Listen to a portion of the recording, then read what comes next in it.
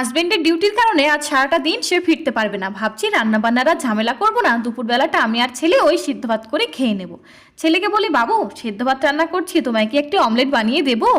চোখ মুখ লাল করে বলে ওঠে, না মাম্মা, তুমি আমায় একদম ভালোবাসো না। বাবাই চোনাকে তুমি ভালো ভালো রান্না করে দাও, আর আমার বেলায় সেদ্ধ ভাত খাবো না, আমি যাও কাঁদতি। আমি তো এই কথা শুনে হতবাক হয়ে যাই। বেশ কিছুক্ষণ হয়ে দাঁড়িয়ে থাকি। বাবু রাগ করো না, বলো কি খাবে?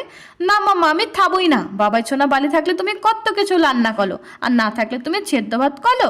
আমার জন্য কি ভালো কিছু রান্না করতে পারলো না? হ্যাঁ, কিন্তু রান্না করে তো আমরা তিনজনেই খাই, বাবাই সোনাকে তো আর একা দিই না। তবে আজ তুমি রান্না করছো না কেন? ভেবে দেখলাম ছেলে কিন্তু ঠিকই বলছে। হাজবেন্ড বাড়ি থাকলে ভালো রান্না করতে হবে, নইলে নয়। এমনটা করা কিন্তু আমাদের মেয়েদের উচিত নয়। ছেলেকে খুশি করার জন্য ফ্রিজ থেকে বেশ খানিকটা চিকেন বের করে ওর পছন্দের চিকেন কষা বানিয়ে ফেললাম। খেতে বসে ছেলেটা আজ ভীষণই খুশি। তবে কি আমি এতদিন ভুল করে এসেছি? আচ্ছা, তোমরাও কি এমনটাই করো?